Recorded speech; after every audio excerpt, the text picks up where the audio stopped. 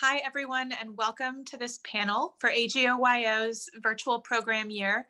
Tonight, we'll be talking to some well-respected clinicians in their field and church musicians who will be talking to us about what it's like to be young and in church music, topics ranging from things they wish they knew to how to handle clergy relationships and all of the above. So we're going to take some time and let them introduce themselves, starting with Mollie. Hi, my name is Mollie Nichols, and I've been most recently at Church of the Heavenly Rest, its director of music and organist since 1988. And I've just really loved my time there. Before that, I was at St. Matthew's in Wilton, Connecticut, and prior to that, I was Alec Whiten's assistant for 6 years at St. James, which was during the time that back then the 1982 hymnal was being put together. So it was interesting to be part of that whole process. Part of that, I was at St. John's in Larchmont, and I'm probably leaving out some other things. I was also head of the music program at Nightingale Bamford School for a number of years. And in terms of schooling and so on, I might as well just do the whole bio. I went to the Eastman School of Music, and I studied with Russell Saunders for both my bachelor's and master's, and have a performer's certificate from the school. So those were great times. So who shall we pass this to? Lovely. Let's pass it to Bruce. Sure. Hi, everybody. My name is Bruce Neswick. I'm the director of music at Trinity Episcopal Cathedral in Portland, Oregon. And coming here a few years ago was like coming home because I grew up in Washington State. So I'm very near family and friends from those days. And I went to college at Pacific Lutheran University in Tacoma, Washington, which is where there is now this fantastic Fritz organ. And then off to grad school at Yale. And when I was at Yale, I became first organ scholar at Trinity Wall Street. So I did that for a couple of years. And then a whole series of other jobs following. And now I'm here at this wonderful church here in Portland, Oregon. Lovely. And last but not least, Michael. Hi, my name is Michael Groff. I work as the Associate Director of Music at Preston Hollow Presbyterian Church in Dallas, Texas. I have to say right on the outset, I don't do a lot of service playing right now. We're a staff of, when we're fully staffed, we're a music staff of 3, and all 3 of us are always organists. So between the 3 of us, we do share in the service playing, but mostly what I'm doing right now is children's music. Because my undergraduate was in music education. I was an organ major, but it was music education. And then I did go and do a master's with Isabel Demers at Baylor. And then before I was at Preston Hollow, I spent a year in Colorado as the organist and director of Christian education at a very small congregation. So it was one of those combined positions, which I think a lot of us have all had to do at some point. So I did mine there. And then after Colorado, here I am in Texas. So. Lovely. And then for those that don't know, I'm Caitlin Dowling. I am Director of Music at Reformed Church of Bronxville. But more importantly, I am a member of the National Board of the American Guild of Young Organists Division, and happy to be representing them to do this panel.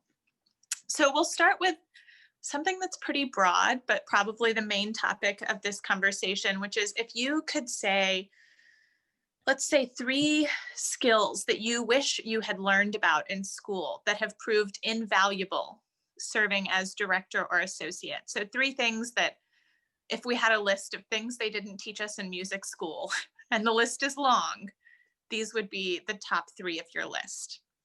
And I'll leave it open to whoever would like to answer first. The rich topic. Mollie. Yeah. Well, I was thinking maybe we could do one at a time to give us a chance to think that. There you go. What comes to me right now is all of the virtual stuff that we've been Mhm. going through. And of course, when I was in school, that didn't exist. So that just having more training than I've had to jump into what I've had to jump into over the last 8 months would have been fabulous. Mhm. Um, Mhm. Mhm. Somebody else have one thing? And well, I would just jump in and say, probably the one thing that keeps coming back to me as I'm rolling this question over my mind is has to do with working with children. I mean, I was very lucky, really, from junior high all the way through grad school to do a lot of accompanying and also working with conductors and also conducting my own groups. But never in that mix did I have the opportunity to work with children. So when I started doing that right away after grad school, I was just flailing about, and it was a process of trial and error for me. I got really involved in the Royal School of Church Music, and to be sure, there's a lot you can learn on your own just through trial and error. But I would have loved to have really had the opportunity to hone those skills in some kind of a formal way in school. That's one thing that's the one thing that really comes to my mind first. I have to say. Wonderful. Michael, what about you? Well, Bruce, I love that you talked about working with children, because that happens to be my jam right now, and I have thoughts about that. But the thing that kept coming to my mind, especially when you described some of the other discussion topics for tonight, that I would have learned to practice a little bit sooner, was humility. I think humility is such a multifaceted problem, and I don't know why, but for some reason it seems often to plague organists a little bit more strongly than others, and there's so many maybe interpersonal problems that come up in any place of employment. But the church is sort of a weird animal, isn't it? Because you've got this weird way that it's structured, and in some ways it's very egalitarian depending on what denomination you're in. But then compared to that, it's still a staff structure, right? And the larger the church, the more bureaucratic the staff structure can be. And so I think learning to operate within that with a certain degree of humility is a skill that I wish that I had honed a little bit better, certainly in my first two jobs. Because I think a lot of those interpersonal problems, if you come to it from a place of humility, I think it has a way of diffusing the problem a lot sooner. So that would be my number one. Interesting. Yeah, I think it's important. I think it's important to recognize that. Whereas for you and your choirs, probably music is certainly one of the things that is the biggest connective tissue to the church, but that may not be the case for everybody in your congregation. And just to, like you, with some humility, to recognize that not everybody's on the same page as you are, can go a long way. I agree with you totally, Michael. Yeah. I was going to say, that Bruce brought up children, and I had the same experience. I had one workshop, I think, before I left school, and it was Sue Ellen Page, and it was, I don't know, maybe a week-long workshop or something. And I showed up at my first church job, and there were 30, I think, kindergarten through third grade children sitting on the floor in a nice, neat little circle staring at me. And I just, what am I going to do? And so, I went back to my Sue Ellen Page notes from that, and just used those few ideas I had to get through that first year. And then that made me go and get some training in Kodai, and just get some early childhood skills, because I had run out of material. So I think, go ahead. I think working with children is really the future of our profession. If we don't have young kids singing, we won't have young organists playing. So it behooves us all to work with children, I think. So how would you, to pivot, recommend that young organists go about learning about children's choirs, especially in school, where we know that if you're getting a performance degree, this is not going to be the focus. You are in your practice room for 4 to 6 hours a day, and maybe you take a class, maybe. But how would you recommend that they, other than trial by fire, which we've all been through, that they learn? So having just come through on the other side of, a lot of that kind of thing, your point about a performance degree does not leave a lot of time, and right, it's by design, because a music education major is taking 45 more credits than a performance major of just all of the classes and skills that you have to do to operate in public school. But if you find yourself, if you're in an undergrad situation and you find yourself at a great performance school that also has a great music education program, chances are there's going to be some sort of like a preparatory program where they're bringing in students from the community to do group classes, because that's going to benefit their music education majors and give them practical experience. And so if you're in an undergrad situation, I would recommend sitting in on those classes, because it's not course load. Sometimes it's just in the evening when the kids are not in school. And that can be a really great way to, if you can't get hands-on teaching experience there, at least watch, because chances are you're going to see maybe some people failing at teaching just a little bit, but in a really controlled environment. And you'll probably see a master teacher in that room as well, who has got tons of experience teaching music, and you just latch onto those activities. The other thing you could do is think back to a really great music teacher you had in elementary school. And if you go home, on a vacation and it lines up with there's a school day, call your favorite music teacher from elementary school and say, hey, can I come watch you teach? Because you might remember some of those games or those songs that you did in elementary school, but now as an adult and someone who's gone through lots of musical training, you might realize that, oh, this is what I can use to teach this, or this is what I can use to teach that. So that would be a really good opportunity. And then attend conferences. Lots of conferences will have a children's track or a preschool track that's specifically designed to give you ideas about how to teach whatever the age group that you might find yourself saddled with. Yeah, I mean, piggybacking on what you're saying, Michael, I couldn't agree more with everything you just said.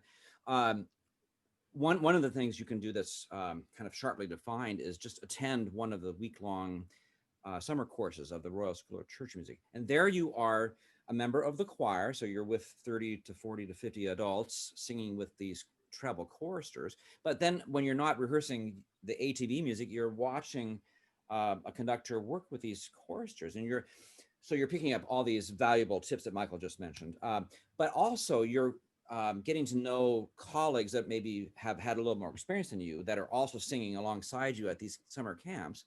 You're working really hard to put these daily services together, but you're also spending time, at dinner and at other meals, just learning new ideas and finding out the lay of the land. So I think, just really going to events. And then the Chorister Guild conferences are fantastic as well. I mean, I would say probably the most important thing you can do as a young organist is connect with both Choristers Guild and Royal School of Church Music, period.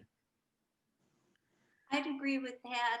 And I think also finding your colleagues and talking to them and saying, all right, this is what I'm facing. Because I know I've gotten a lot of phone calls from people, and I likewise called people and said, I'm starting something new. I don't know how to go about this. How have you done it? Because you've had success at it. And people are very willing to help. I know I had one friend who had a new church job and had a room full of children, had no idea what to do. And I helped this person write class plans for a number of months just to get them trained to do it on their own. And I think a lot of people are willing to do that. Yeah, I think we're all probably where we are because of a mentor who in some way shaped us or in some way gave us an opportunity to be in a controlled environment, like Michael's talking about, where it's okay to fail and that it's okay to try again and to learn and watch someone else do it. So speaking of environments where it's okay to fail, as a new director of music, I find myself often in front of a choir more than I am at the organ, which is not something that I was trained to do, minus a few conducting classes in graduate school. And so I would love to hear what all of your experiences have been with conducting and learning how to be comfortable in front of, a choir of 8 pros, or in front of the orchestra that you bring in to do the 4A Requiem, or even just on Sunday morning with your volunteers. Big question. Yeah, I think I can speak first to that. I think you have to know when you're faced with a situation where you don't have all the skills that you need to do it, and then go out and get those skills. And I know I've done that, had to do that over my life. For example, taking orchestral conducting lessons and things like that. It was not something I focused on in graduate school, and so I had to just take one-on-one private lessons with someone. I took voice lessons for vocal pedagogy, not so much for me to become, some amazing singer. I leave that to other people, but getting vocal pedagogy skills so that you get warm-ups and get things that singers are happy that you're doing with them, not that you're just shooting in the dark something that you took out of a book, but something you've worked through yourself. So I think that comes first to my mind. And I think a lot, our singers and our orchestra players might well recognize that when we're standing on a podium, that wasn't our first entree into music. They might know that, they might recognize that, and I think they'll forgive you or give you lots of room for maneuvering if you are sincere and honest and you don't try to overreach. I mean, I think some of us get in trouble if we try to overcompensate by using jargon that's not really comfortable to us, or saying things that really aren't, but we really don't understand ourselves. So I think just being honest and sincere, direct, that can see you through all kinds of awkward situations, I think. Yeah, I think posturing can really backfire, can it? Yeah. That's a good way to put it. Yeah, exactly. For me, if you're a young organist and it's your first job conducting, or if you anticipate that you might have a job soon where you can start singing in a choir, just start being a part of a choir. Go find a community group.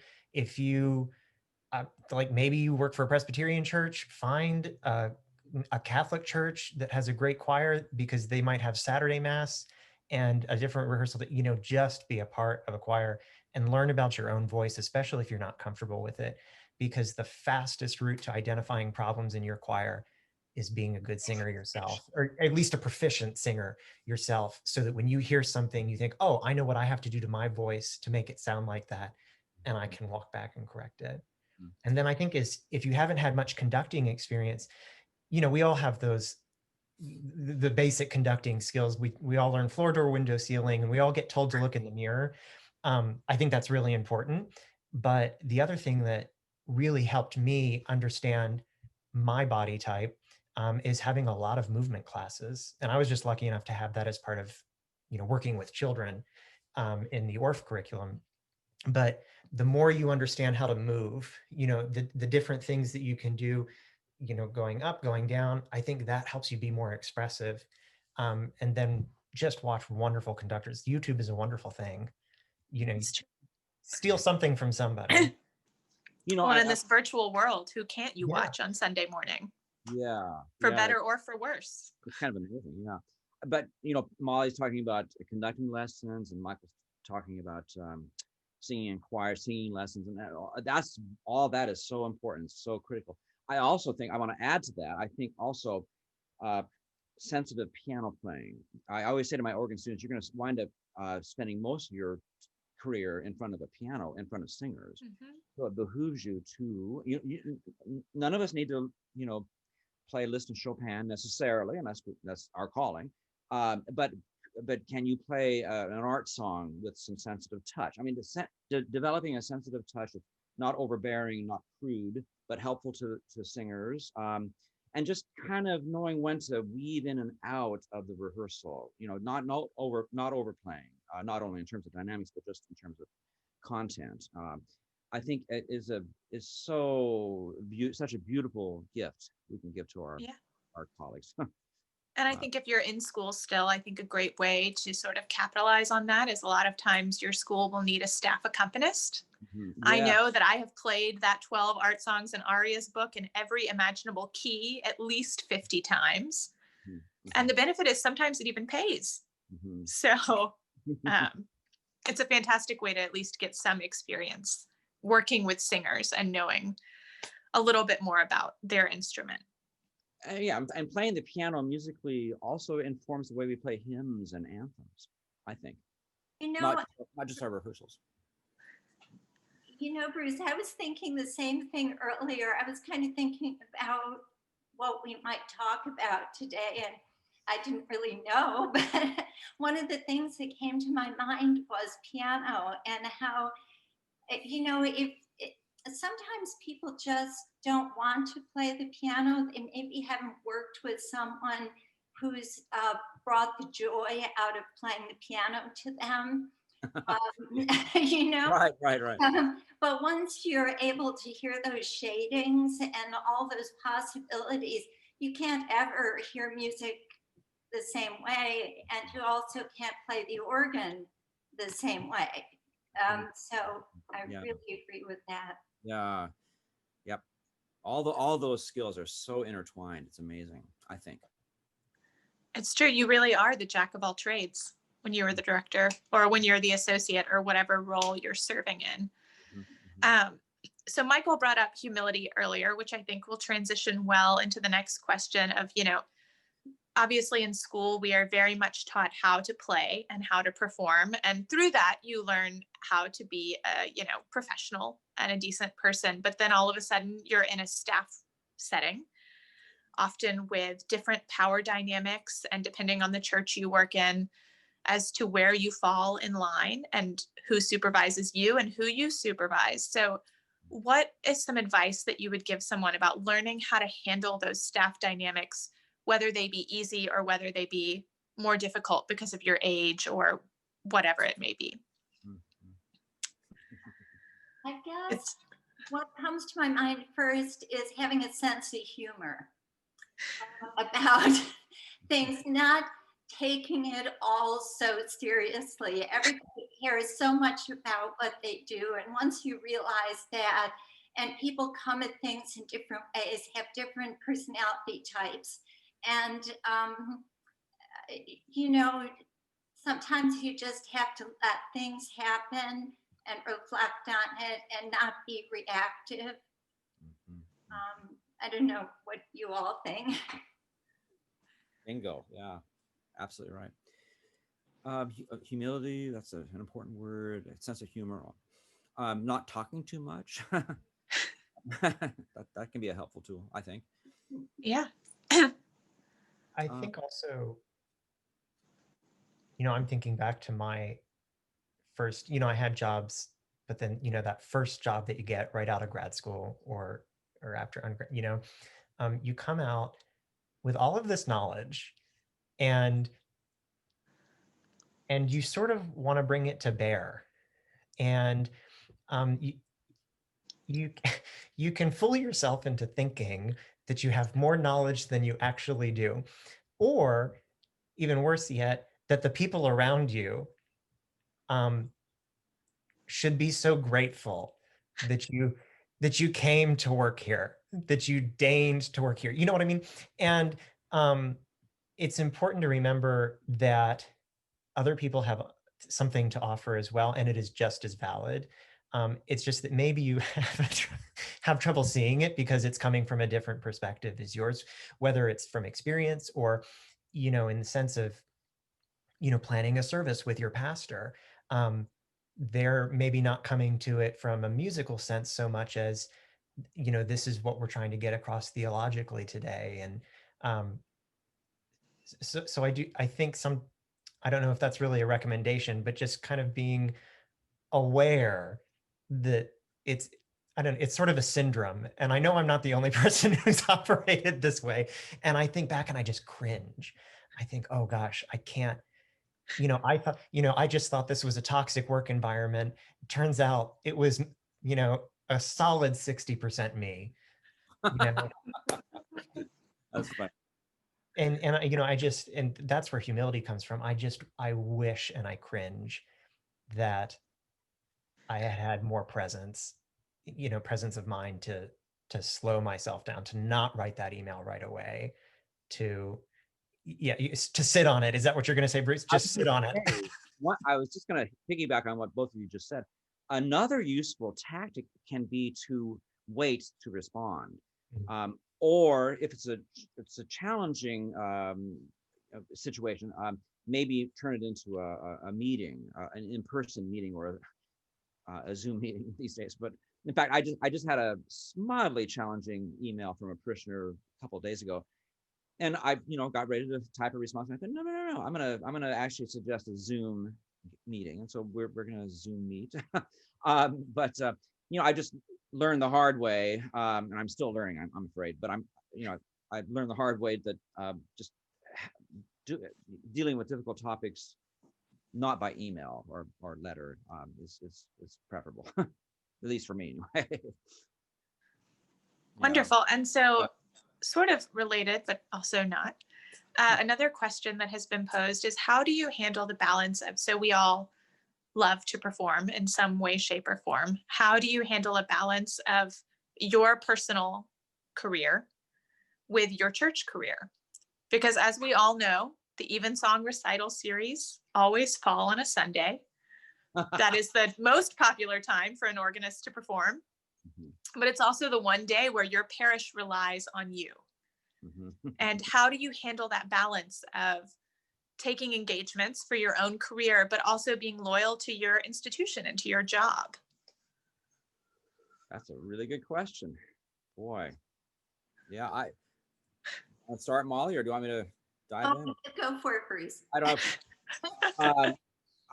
know. I think it's important to be it's important to be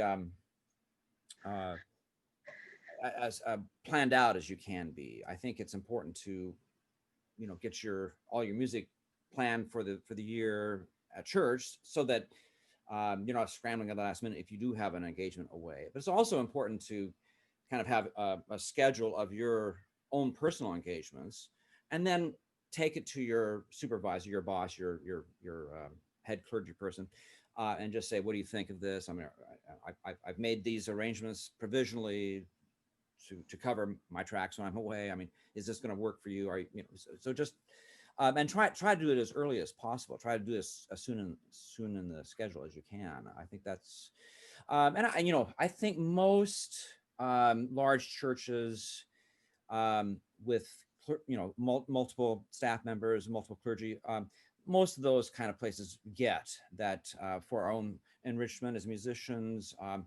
It's a good thing for us to go out and do the occasional recital. Also, it's good for the church. Most clergy will recognize that it's good for their own churches, for awareness of your parish in the wider world. So it can be a beneficial thing, but just be organized about it. That's my take on it. I guess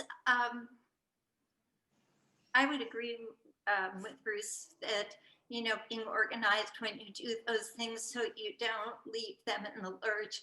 But I've not been particularly good at focusing on my own personal career outside of the church, at least in the last number of years, because there's been so much going on where I am, and it's all been very interesting to me. So,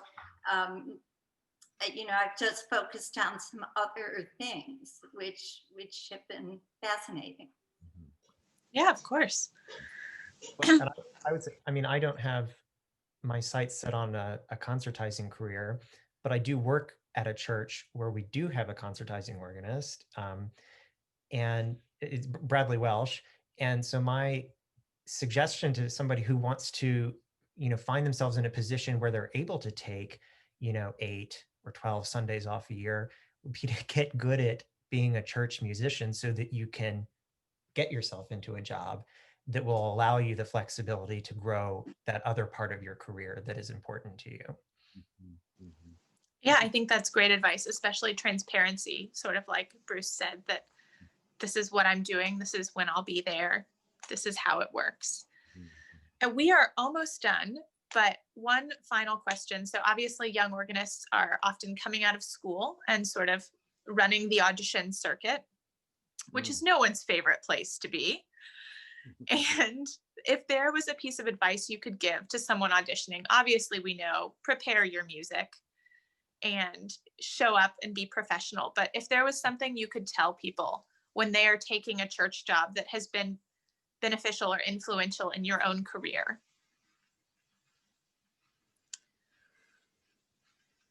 Mollie? I would say read the job description really carefully and read between the lines and see what it is they really need and want there. And take a really honest look at yourself and see if you have the gifts that would be a good complement to them. And if so, then you can highlight those things about yourself. And, you know, I think it puts it in a different perspective than just going in and performing and trying to be an attractive candidate to someone. It's trying to find a real fit. Mhm, mhm, mhm. I think it's Yeah, the chameleons never last very long, do they? And to your point, Molly, I think it's also important to understand of yourself what it is that you want from a career and you know, a vocation in church music, because, you know, if you don't have a real heart for ministry, you know, there are some jobs that are not going to be great for you. You know, there are jobs where you can walk in and you can be basically the staff accompanist, or you can just be the organist and you don't have to conduct the choir, and you have the latitude to do all those things. And those are great for the people who, you know, don't, you know, feel called to do ministry.